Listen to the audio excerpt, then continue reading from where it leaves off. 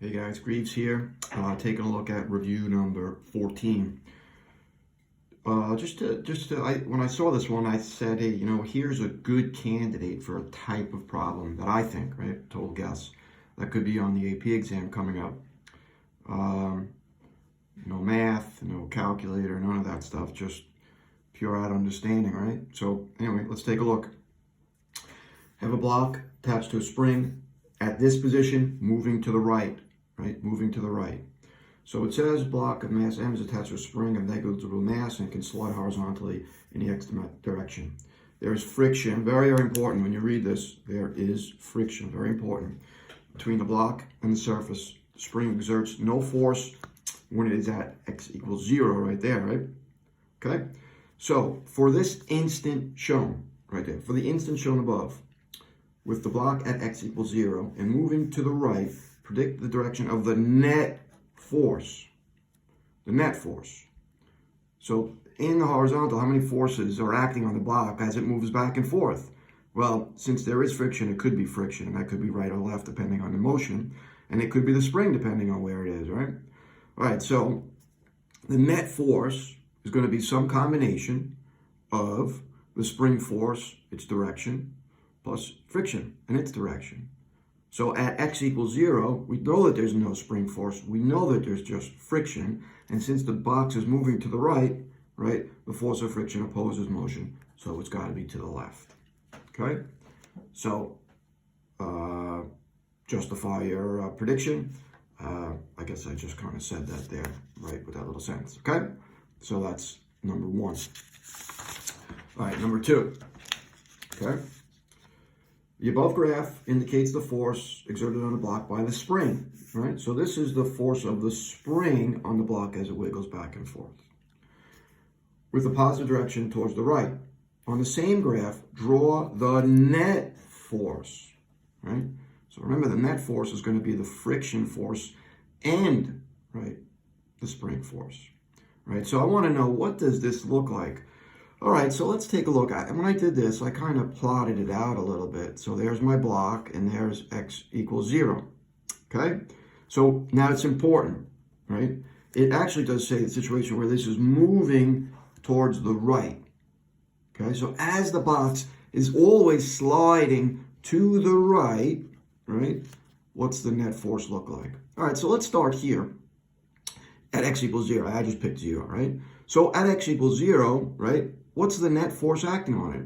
Well, we know that the spring force is 0, and since it's moving to the right, we know that the force of friction has to be opposite, so that has to be some negative, right? So this, right, 0, plus, right, vectorially, a negative force here, right? So there's my force, right, at that instant. How about moving to the right still, right? I'm at this point. I guess this is saying right before it gets to here, right before it gets to that value, right? What do I have? Well, since the spring is now pulling it back, I have the force of the spring plus the force of friction, right? So there's the force of the spring plus the force of friction, which really is in the same direction, right? Negative, right? More negative, I guess.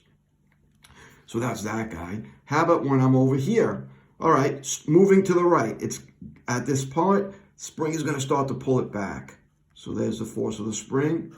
There's the force of friction, right? So here's the force of the spring, a big positive, minus, I guess this, right? Minus, right? The force of friction. So it's going to be something like that. So there is my graph of the net force acting on the box, okay? That's that. C, is your graph you drew in part B consistent with your prediction A? The answer is yeah, right? Provide claims to why the answer to A and B are correct or incorrect. I guess I kind of went through that over here, right? So you could somehow put that into words with that guy right there, right? All right, so that's part C. All right, D. All right, in the figure above, the block is so a totally different situation now. It has moved all the way to the right, and has come to a rest at the position shown, right? So it has went all the way to the right, stopped, just about to get pulled back. On the dot below, which represents the block at rest at position x equals 0, right? Draw the vertical on the block. Right, so at this, right?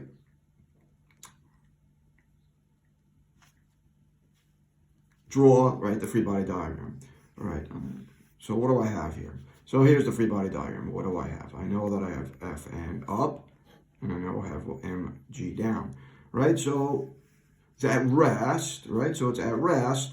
So if it's at rest, that means all the forces acting on it have to be equal to 0, right?